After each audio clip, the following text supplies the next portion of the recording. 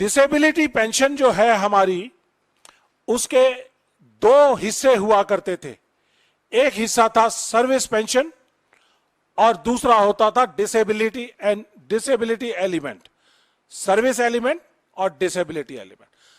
जो regular service करके shape 1 पूरी तरह से सेहतमंद वापस आते हैं तो उनको सर्विस एलिमेंट मिलता है, और जो लोग डिसेबल हो जाते हैं किसी भी कारणवश in the line of duty काम करते हुए, तो उनके लिए डिसेबिलिटी एलिमेंट दिया गया था।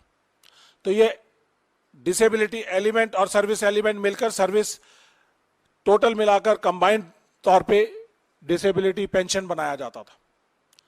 लेकिन आज इन्होंने इस पॉलिसी के जरिए डिसेबिलिटी एलिमेंट को खत्म कर दिया है, उसका नाम बदल दिया है, उसका नाम कर दिया है इम्पेयरमेंट रिलीफ।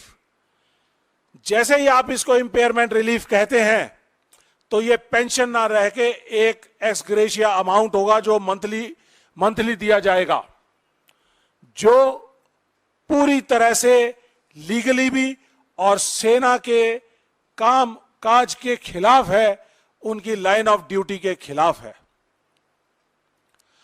इससे रिलेटेड एक और चीज आती है, वो है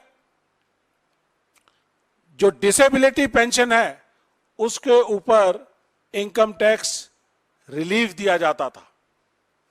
जो डिसेबल्ड सोल्जर हैं उनको डिसेबिलिटी के लिए सरकार ने इनकम टैक्स रूल्स के तहत उनकी पेंशन को पूरी तरह से मान और सम्मान देते हुए उनको इनकम टैक्स फ्री किया हुआ था। लेकिन जैसे ही नाम बदली हुआ, पेंशन से रिलीफ हुआ, तो ऑटोमेटिक इनकम टैक्स के प्रोविजन के तहत ये automatic cancellation of tax benefits होगा। तो क्या मोदी जी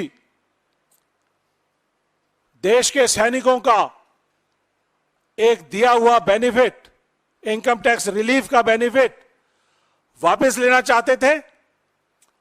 और उसके लिए उन्होंने एक ये नई पॉलिसी बनाई जिसके अंदर ऐसे प्रोविजन डाल दिए कि जो देश मान और सम्मान करते हुए उनको टैक्स रिलीफ देता था वो खत्म कर दिया गया। सुप्रीम कोर्ट ने भी कहा है कि जब सर्विस कंडीशंस आपने पहले से लेआउट की हुई हैं और आप एक सैनिक को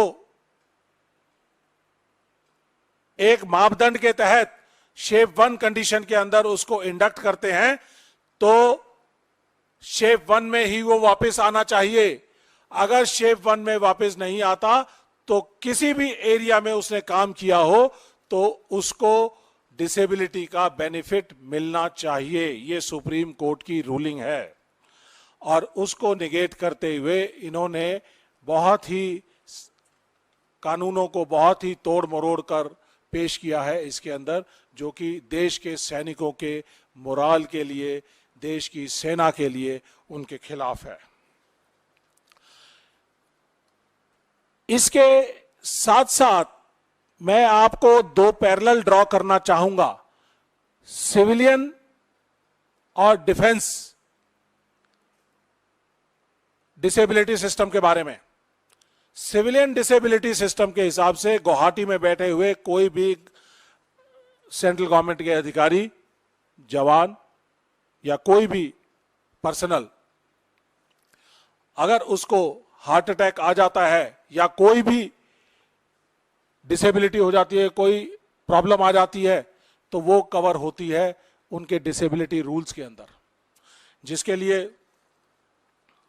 एक्स्ट्रा ऑर्डिनरी वाला, ये एक्स्ट्रा ऑर्डिनरी पेंशन के ऑर्डर्स है सेंट्रल गवर्नमेंट सर्विसेज के लिए। इसके अंदर हार्ट अटैक जैसी बीमारी जो किसी को भी आ सकती है, स्ट्रेस रिलेटेड इश्यूज, कभी भी कॉन्ट्रैक्ट किए जा सकते हैं, तो उसके लिए उन्होंने सेंट्रल गवर्नमेंट सर्विसेज ने सही प्रोविजन किया हुआ है। लेकिन गुवाहाटी में बैठा हुआ या इम्फाल में लड़ाई लड़ता हुआ या अरुणाचल की हाई ऑल्टीट्यूड एरिया में या जम्मू एंड कश्मीर के हाई ऑल्टीट्यूड एरिया के अंदर या इंसर्जेंसी एरिया के अंदर हमारे अगर किसी भी सैनिक को अगर हार्ट अटैक आ जाता है तो वो इस चीज के लिए कवर नहीं होता। तो ऐसी ऐसी विसंगतियां इन्होंने डाली हुई हैं।